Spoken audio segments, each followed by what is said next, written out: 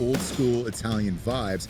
Chaz It's like Palminteri. they've become the character that they've played. It's like very strange. Well, that's that happening to Kevin Costner. Gangsters, and then that's how they carry themselves 40 years later. It's so strange. But is that all of us, though? It's is happening. what we have to It's ask. happening to Kevin Costner. It's happening to what's his name? Cole Hauser, who plays Rip on the Yellowstone, but in real life, his home life is a little not Rippish. It's a little weird. I don't know. You can look into that and figure it out on your own. No, I think he got He's a not place. that real guy. I think he got a place with a bunch of acres up there. That's not what I'm talking about. Okay. Just look into it. His personal life. It's a little weird. Not wrong, just weird. What are we and he's talking about definitely here? not Rip in real life. Cole Hauser would start crying and shitting his pants if he had to get a real fight. No, right? dude, he can fight. No, he Cole can't. Hauser can no, fight. he definitely can't. Yes. No. Yes. I've met Cole Hauser. He can fucking fight. Meeting someone doesn't tell you if they can fight or not. That dude's got soft I got the vibe from him that he could. What vibe is that? How many fights have you even been in? Like real to the death fights, man. Come on. That dude's got fucking scared all in his eyes. None of us have been in the military, so we're not going to the death. That's never fucking happened. But some of us have. No shit. That's what I'm saying. So beat this guy. Non-military. Look, Cole Hauser, if you're out there, we'll beat you to death live on air. I love you, Cole Hauser. I like him too. I'm in on Cole Hauser. He's a good I actor. love Cole Hauser. I like that character too. I'd love to have him on the show. He's a fantastic actor. I'm good. He really is good. I like Cole Hauser. But yes, I think all of us eventually become the characters. I was doing a show Saturday night for Uncirked, and I found myself dipping into the St. James Street James voice. I think eventually, after a certain amount of years, we just become the people that we make fun of. So what happened with Steven Seagal then? Totally.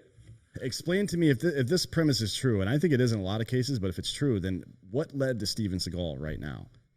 Like, how did he happen? Oh, I have the answer to that. Was it the 80s? Kevin, yeah, you go first. I think I have the answer. Go ahead. I don't have my theory is just like, I think he's, he seems like he's not playing with a full deck to begin with, or he started losing cards midway through like the 80s and 90s. And I think he's just done that and he just assumes it. And it's also, you see too, like, I think he's been famous forever, and you're surrounded by like yes men, for lack of a better word, who were like, yeah, sure, Mr. Seagal. And then, you just become like, you're in an echo chamber and he thinks he can do whatever the fuck he wants. My theory is this on fucking, I'll go Mr. Seagal. Okay. On Mr. Seagal. Dave Seagal. Yeah. Dave Seagal. I'll go. Is this, when you become famous for being an action star and a badass, again, you start to become that character. And then when people meet you around the world, they expect you to be a badass. So like nobody's challenging him to fights or whatever it is. I don't know if any of his life or backstory is true, but everybody else has accepted it as true. Therefore, when he goes places and now he's dressed in like a gi or like a Kimono. one piece. It's like a half gi, half kimono situation. So it's like it's very Hillary Clinton. It's business casual. Yeah. Right? for a fighter, I guess. I don't know. So around the world, because we tried to get him for this one movie, and we had his phone number, and we called him live on air. We were one of our we were shows. actually doing a show live with the Sklar brothers from L.A. Yeah, and we called him on the phone, and he answers the phone. Hello.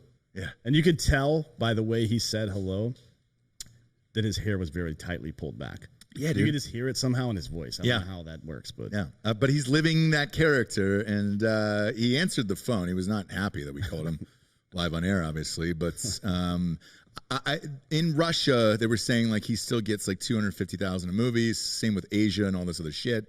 So people are putting up with this asshole all around the world. When I called him the first time for this one movie, he was actually in China. So the first conversation I had with him, he was in China shooting a film. He still gets paid that amount. Now we switched over to this like Hillary Clinton pantsuit thing, and I think he's just used to it.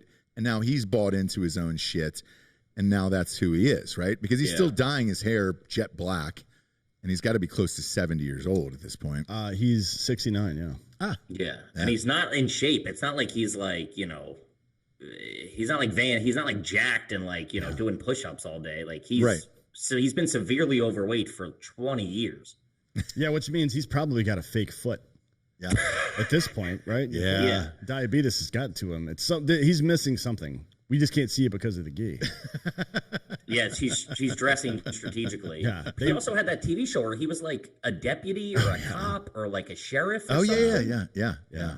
In Louisiana. Like, that's since he would like literally arrest people. I don't know. Was that in Texas? Maybe it was here or Louisiana. Yeah, I think. I think so. Yeah. Yeah, it was Louisiana, I believe, but that was fucking crazy. And it's like, dude, the more and more you allow yourself to believe in who this person is. It's called Lawman. Yeah. It's exactly what it is. Oh, boy. Then it just keeps going, and I think we're past the point of no return.